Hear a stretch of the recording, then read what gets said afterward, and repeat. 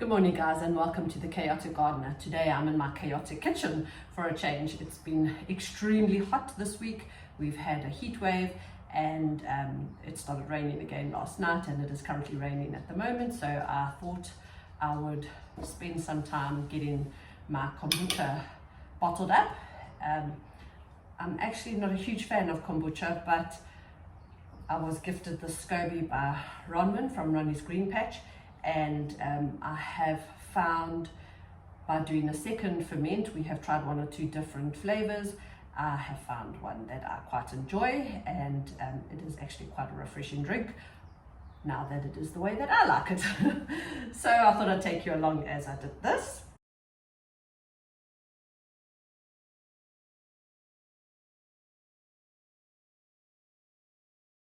So I do have two kombuchas going here, and the first thing we do is remove the SCOBY. So for those of you who don't know, your kombucha is a ferment of tea and sugar with the SCOBY that goes on the top. This one is splitting at the moment, so what we'll do is we'll just pull it apart and we'll just use one of them, and the rest of it can either go in your compost heap or you can make more kombucha if you like. But for now we're just going to take those out and leave them here on the plate. Obviously before you do this you need to make sure that your hands are thoroughly cleaned. This is a very thick one. Oh, look at that, come apart very nicely. So they are called SCOBY pancakes actually. And then we're just going to set that aside. Here in this container I'm going to put 500 grams of sugar because I'm making a double batch, otherwise it would be 250 grams of sugar if you're just making a single batch.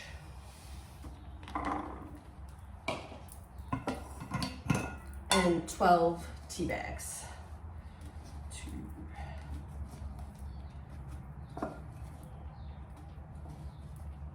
Obviously for a single batch you're only going to put 6 tea bags, and then you're going to put boiling water into that.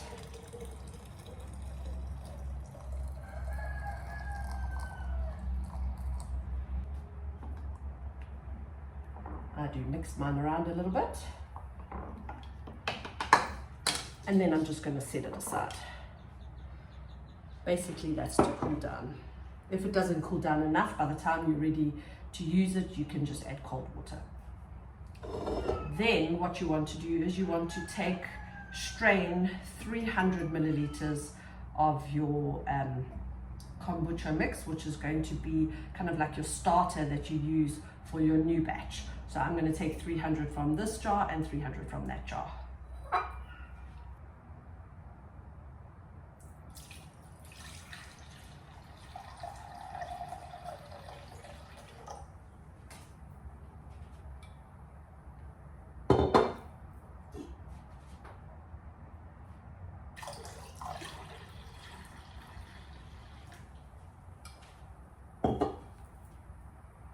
And you're just straining it in case there is any SCOBY that is mixed in there. So that is the preparation for the new batch that we're going to mix just now. So for now, what we have used mango and orange, just plain orange passion fruit juices as the base for the second ferment, but in my opinion, this apple and cranberry is the nicer tasting end result. And so that is what we do now. So I just buy these little juices. We quite like having smaller jars to mix up in because then you can just use it like a juice. But I do have a variety of sizes here. These have been put through the dishwasher on a hot wash, as well as I have put just a boiled kettle of water inside each one of these containers, just for extra sterilization, because you want to make sure that your jars are nice and clean. And then I just pop the straw into the juice and oops, squeeze it into each jar. I'll show you on one of these ones.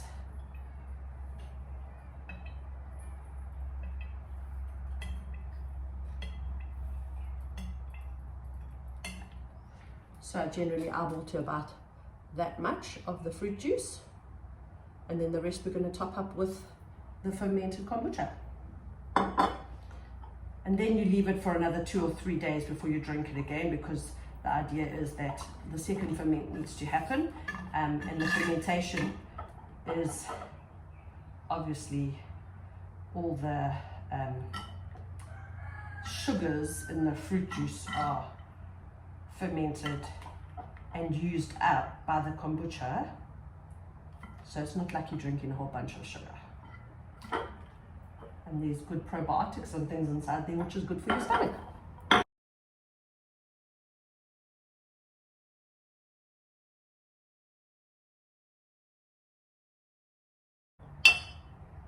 So these 2 containers are 340 milliliters, and if I'm not mistaken, these others are 750 milliliters.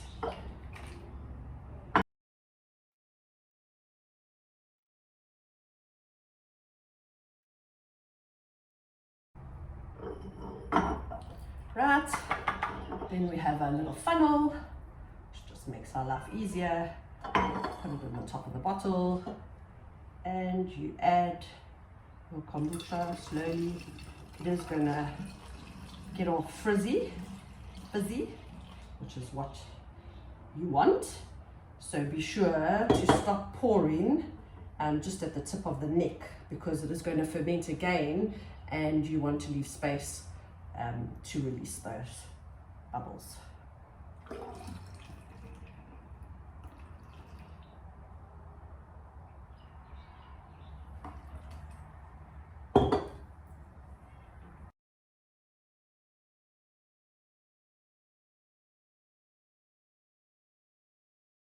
So what you can do for the next 2 days is just, I have screw tops on these bottles, which work quite nicely.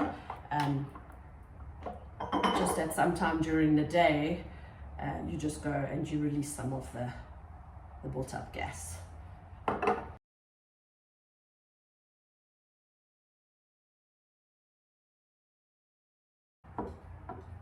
Didn't eyeball that one too well.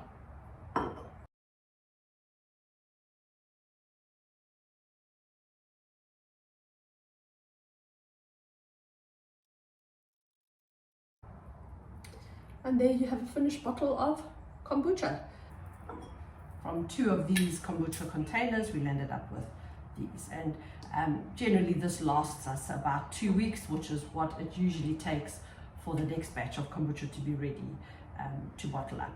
So it works out quite nicely. We either have a tot of it every morning, or on particularly hot days, have a whole bottle, depends on what you like.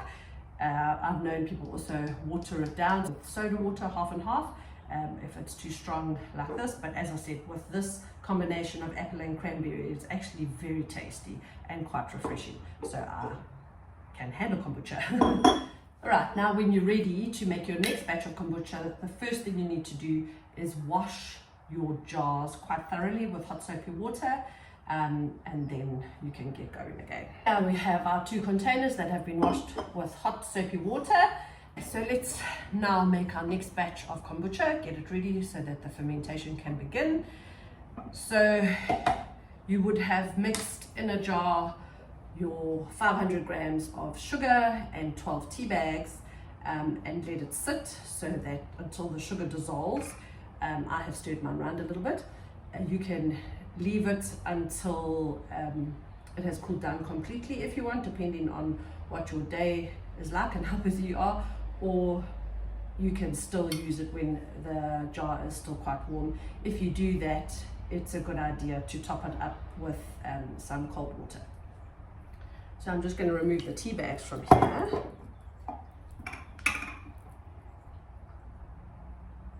And obviously the longer you leave it to sit, the stronger your tea mixture is going to be.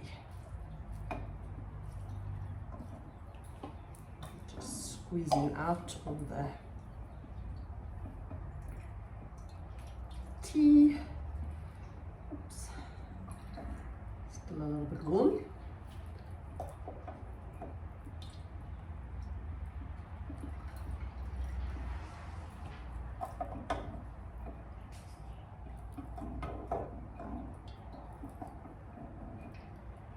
So I know people have commented that there is an awful lot of sugar inside here. 500 grams is not a little bit of sugar. And so how does that play out with weight loss and things like that, that you're drinking so much sugar? But my understanding is the fermentation process uses the sugar and eats it so that it is not actually extremely sugary. What we're going to do now is, if you recall at the beginning, we took 300 mils of the original kombucha mix and put it into a jar from each of these. So we're going to pour 300 mils back into each of these. And I'm going to strain it just in case there is a little bit of extra stuff in it.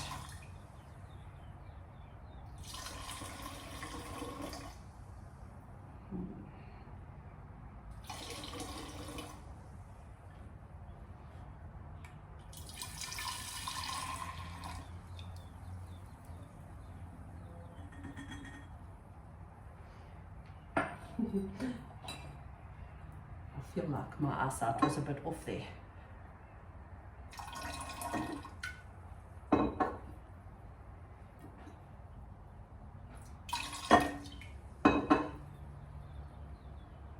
It's better.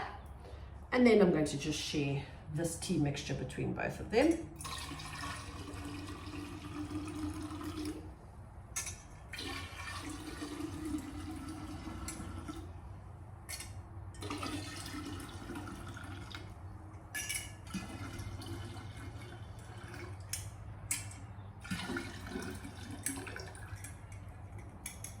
And now I'm going to top up with some cold water.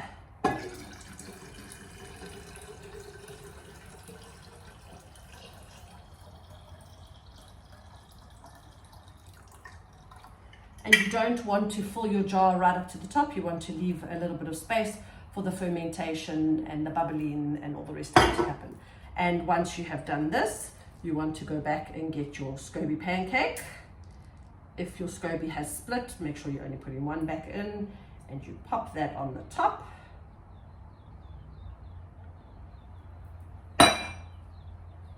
Then I have these little dish towels,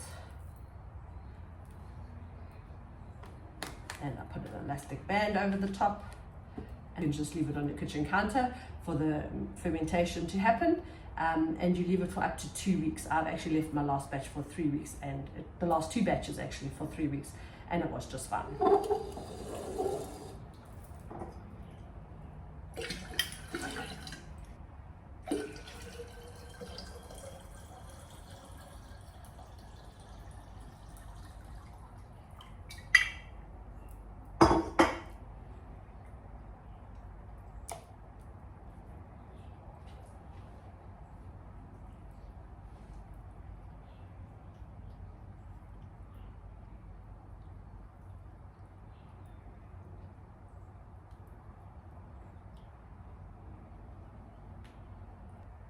If you do get these floaty things in your kombucha, apparently it is a good sign. So don't be freaked out by them. And I'm just going to pop that inside. So sometimes they make like tails that hang down, apparently. I haven't had that experience yet, but sometimes there's like little tails, and that is apparently a good thing. That was being funny.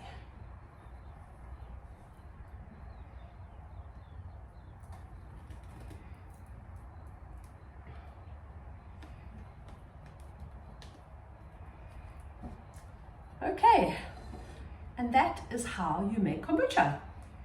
Just a quick note, you don't actually want to put your kombucha in the fridge while it is fermenting, because it actually needs the warmth for the ferment to happen. So just remember that. Now, I am not a homesteader. I watch homesteading channels, and I think that there is something really quite incredible about people who homestead. I can see it's a lot of hard work. For me, it is so nice to be able to see that people appreciate where things come from, that it's not just a world that we live in where we can just go to the supermarket and buy a vegetable that you need or a piece of meat, that it's actually come from somewhere. And I think people in society nowadays fail to actually acknowledge that whole process. So I really do enjoy the whole art of homesteading and what it takes to actually be a homesteader. So I am not that. I garden in a very small amount of space and for my own pleasure, and I am not self-sufficient at all. But I have watched a homesteader recently who said you don't have to grow your own things in order to be able to do homesteading stuff.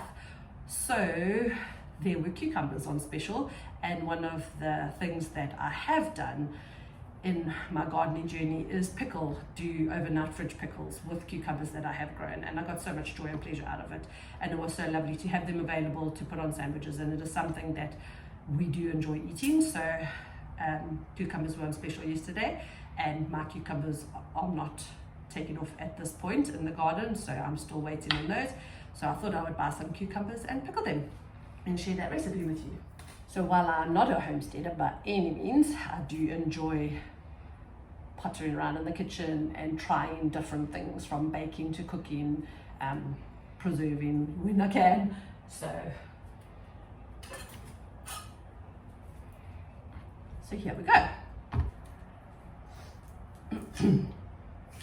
Obviously there are different ways to prepare your cucumbers for this kind of thing. You can slice them into slithers, but we enjoy having them as rounds to put on sandwiches.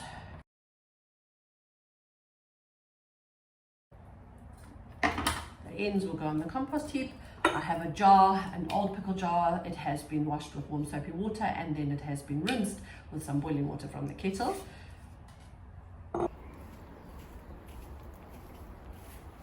This recipe does call for some dill.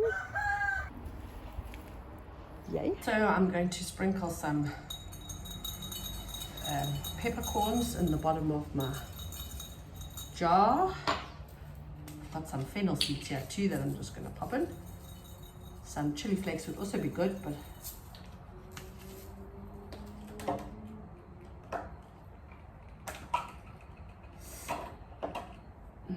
I don't have any on hand. And then we're just going to put some of this in. Looks so pretty too. And then it would be great to have more than one garlic clove to pop in, but I'll get some more and just pop it in later. So you put in the whole clove.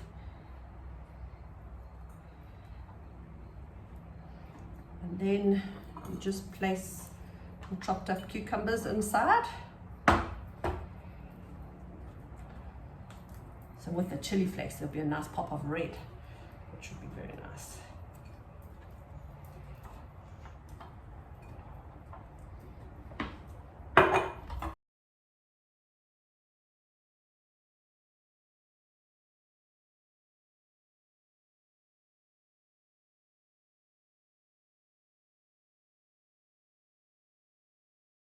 So I find that rounds actually allow you to get a lot more into the jar. I could be wrong. And this is 2 rather large cucumbers in there. I'm actually going to put some mustard seeds in here as well.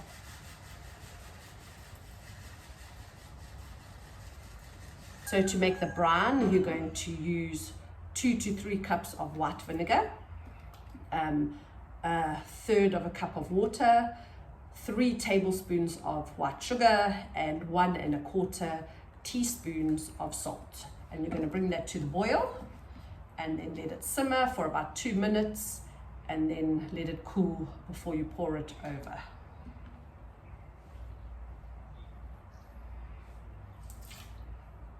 This is a 1/3 cup. So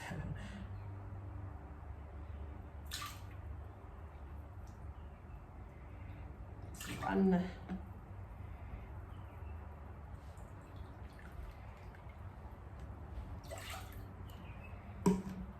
So I have 2 cups of vinegar, and I'm going to put a third of a cup of water in there.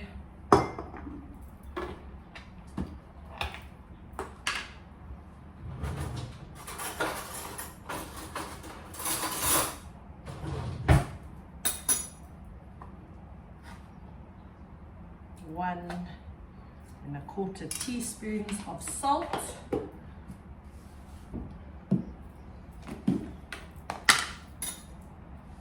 And 3 tablespoons of sugar. We're going to put that on the stove to boil, and we're going to stir it, and as soon as it boils we'll leave it to simmer for 2 minutes, and then it'll be ready to pour over our cucumber. We currently have load shedding at the moment, so luckily we have a gas stove. Put that on there.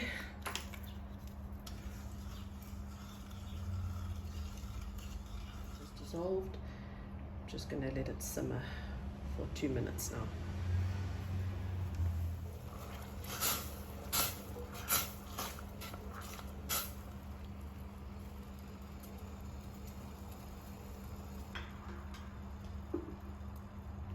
Now we'll leave it to cool down before we put it over the cucumbers. Okay, now that our brine has cooled down, we're just going to pour it over.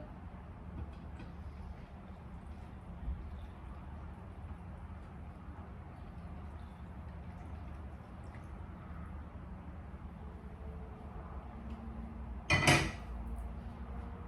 it down so it's all covered.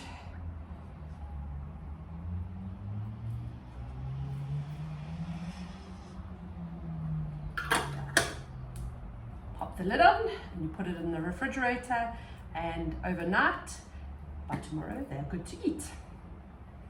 Thank you for spending the morning in my kitchen with me. I hope you've enjoyed learning how to make some kombucha as well as overnight fridge pickles.